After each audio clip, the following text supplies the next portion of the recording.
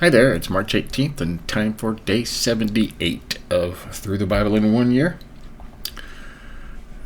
We're still in Deuteronomy. We have 3 more days after today, and then we'll be finished with Deuteronomy. So let's jump over there, and we will get into it. 24 through 27 today. More rules, right? Suppose a man marries a woman, but she does not please him, having discovered something wrong with her. He writes a document of divorce, hands it to her, and sends her away from his house. When she leaves his house, she is free to marry another man. But if the second husband also turns against her, writes a document of divorce, hands it to her, and sends her away, or if he dies, the first husband may not marry her again, for she has been defiled. That would be detestable to the Lord. You must not bring guilt upon the land the Lord your God is giving you as a special possession. Now, a newly married man must not be drafted into the army or be given any other official responsibilities. He must be free to spend 1 year at home, bringing happiness to the wife he has married. Well, that's a great rule, isn't it? It is wrong to take a set of millstones or even just the upper millstone as security for a loan, for the owner uses it to make a living. Right? If anyone kidnaps a fellow Israelite and treats him as a slave or sells him, the kidnapper must die. That's it. In this way you will purge the evil from among you. In all cases involving serious skin disease, be careful to follow the instructions of the Levitical priest. Obey all the commands I have given them. Remember what the Lord your God did to Miriam as you were coming from Egypt. I don't remember. If you send anything to your neighbor, do not enter his house to pick up the item he is giving as security. If you lend anything to your neighbor, do not enter his house to pick up the item he is giving as security. You must wait outside while he goes in and brings it out to you. If your neighbor is poor and gives you his cloak as security for a loan, do not keep the cloak overnight. Return the cloak to its owner by sunset so he can stay warm through the night and bless you, and the Lord your God will count you as righteous. Never take advantage of poor or destitute laborers, whether they are fellow Israelites or foreigners living in your town. You must pay them their wages each day before sunset because they are poor and are counting on it. If you don't, they might cry out to the Lord against you, and it would be counted against you as a sin, right? They had to pay them every day before sunset. Parents must not be put to death for the sins of their children, nor children for the sins of their parents. Those deserving to die must be put to death for their own crimes. Well, true justice must be given to foreigners living among you and to orphans, and you must never accept the widow's garment as security for her debt. Always remember that you were slaves in Egypt, and that the Lord your God redeemed you from your slavery. This is why I have given you this command. Got that? When you are harvesting your crops and forget to bring in a bundle of grain from your field, don't go back to get it. Leave it for the foreigners, orphans, and widows. Trust the Lord your God will bless you in all you do. When you eat the olives from the olive trees, don't go over the boughs twice. Leave the remaining olives for the foreigners, orphans, and widows. When you gather the grapes in your vineyard, don't glean the vines after they are picked. Leave the remaining grapes for the foreigners, orphans, and widows. Remember that you were slaves in the land of Egypt. This is why I am giving you this command. Chapter 25. Suppose 2 people take a dispute to court, and the judge declares that one is right and the other is wrong. If the person in the wrong is sentenced to be flogged, the judge must command him to lie down and be beaten in his presence with the number of lashes appropriate to the crime. But never give more than 40 lashes. More than 40 lashes would publicly humiliate your neighbor. I can't imagine getting 40. You must not muzzle an ox to keep it from eating as it treads out the grain. Got that? Simple rule. If 2 brothers are living together on the same property and one of them dies without a son, his widow may not be married to anyone from outside the family. Instead, her husband's brother should marry her and have intercourse with her to fulfill the duties of the brother-in-law. Wow. The first son she bears to him will be considered the son of the dead brother, so that his name will not be forgotten in Israel. Well.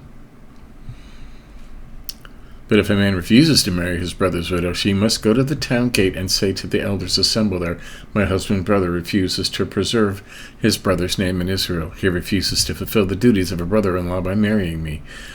The elders of the town will then summon him and talk with him. If he still refuses and says, I don't want to marry her, the widow must walk over to him in the presence of the elders, pull his sandal from his foot, and spit in his face. Oh. Then she must declare, this is what happens to a man who refuses to provide his brother with children.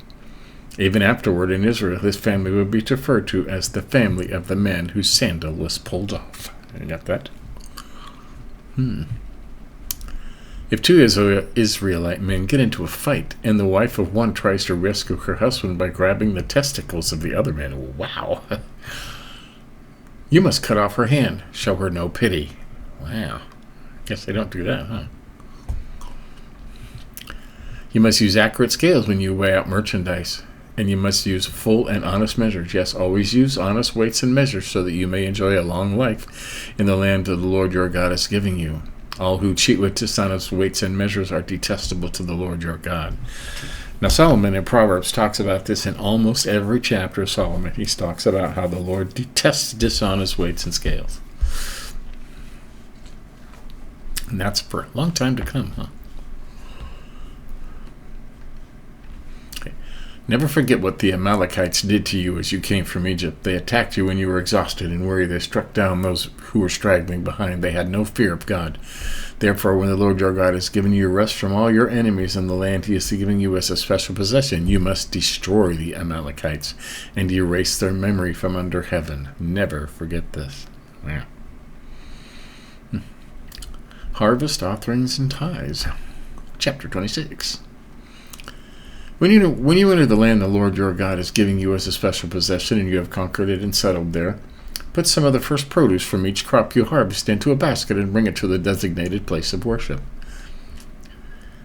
the place the Lord your God chooses for his name to be honored. Go to the priest in charge at the time and say to him, with this gift I acknowledge to the Lord your God that I have entered the land he swore to our ancestors he would give us. The priest will take the basket from your hand and set it before the altar of the Lord your God.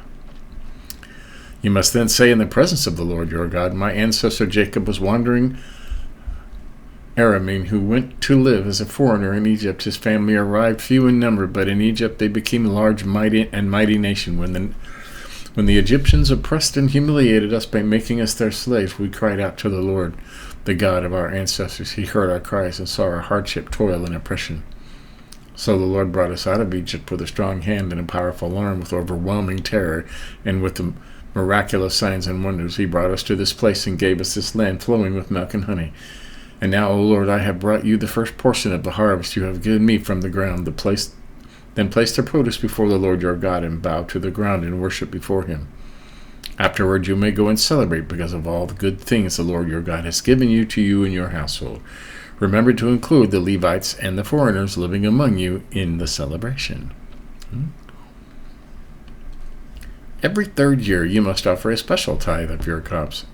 In this year, the special tithe must give your tithes. In this year of the special tithe, you must give your tithes to the Levites, foreigners, orphans, and widows, so that they will have enough to eat in your towns. Then you must declare in the presence of the Lord your God, I have taken the sacred gift from my house and have given it to the Levites, foreigners, orphans, and widows, just as you commanded me. I have not violated or forgotten any of your commands. I have not eaten any of it while in mourning. I have not handled it while I was ceremonially unclean, and I have not offered any of it to the dead. I have obeyed the Lord my God and have done everything you have commanded me. Now look down on your holy dwelling place in heaven and bless your people Israel in the land you swore to our ancestors to give us, a land flowing with milk and honey. You have to say all that. Oh, God. A call to obey the Lord's commands. Today the Lord your God has commanded you to obey all these decrees and regulations, so be careful to obey them wholeheartedly. You have declared today that the Lord is your God, and you have promised to walk in his ways and obey his decrees, commands, and regulations, and do everything he tells you.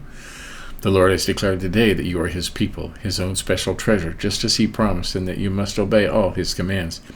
And if you do, he will set you high above all other nations he has made. Then you will receive praise, honor, and renown. You will be a nation that is holy to the Lord your God, just as he promised.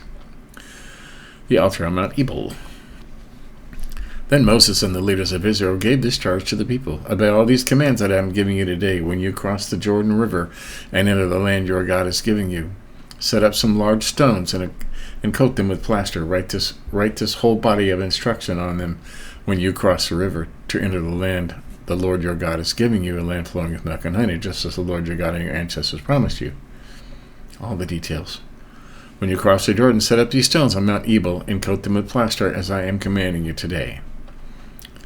Then build an altar there to the Lord your God using natural, uncut stones. You must not shape the stones with an iron tool. Build the altar of uncut stones and use it to offer burnt offerings to the Lord your God. Also sacrifice peace offerings on it and celebrate by feasting there before the Lord your God. You must clearly write all these instructions on the stone coated with plaster. Then Moses and the Levitical priests addressed all Israel as follows: O Israel, be quiet and listen. Today you have become the people of the Lord your God, so you must obey the Lord your God by keeping all these commands and decrees I am giving you today. Curses from Mount Ebal. The same day Moses also gave this charge to the people: when you cross the Jordan River, the tribes of Simeon, Levi, Judah, Issachar, Joseph, and Benjamin must stand on Mount Gerizim to proclaim a blessing over the people. And the tribes of Reuben, Gad, Asher, Zebulun, Dan, and Naphtali must stand on Mount Ebal to proclaim a curse. The Levites will shout to all the people of Israel, Cursed is anyone who carves or casts an idol and secretly sets it up. These idols, the work of craftsmen, are detestable to the Lord. And all the people will reply, Amen. Cursed is anyone who dishonors a father or mother. And all the people will reply, Amen. Cursed is anyone who steals property from a neighbor by moving a boundary marker. And all the people shall reply, Amen. Cursed is anyone who leads a blind person astray on the road. And all the people will reply, Amen. Cursed is anyone who denies justice to foreigners, orphans, and widows.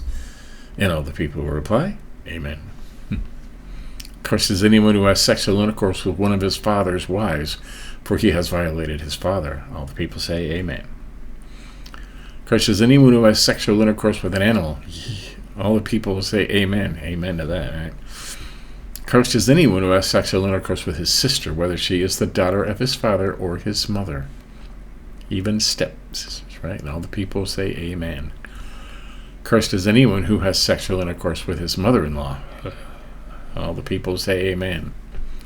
Cursed is anyone who attacks a neighbor in secret. And all the people will reply, Amen. Cursed is anyone who accepts payment to kill an innocent person. And all the people will reply, Amen. Got that?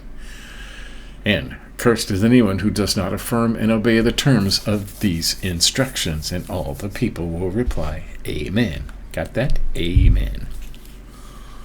Okay. Wow. So, there you go. I wonder if they stop that in the middle and there's more tomorrow. Let's find out. Oh, okay. So, blessings and obedience tomorrow. So there you have it. That is Through the Bible in One Day, day 78. And we've got 4 more chapters in Deuteronomy, and then we're done. All right, and then we'll get on with Joshua. We'll continue this all the way through the end of the year. The last one will be on December 31st. So, have a good day. Catch up on any you may have missed. You want to say you got the whole thing in? Well, till tomorrow, have a good day. See you later.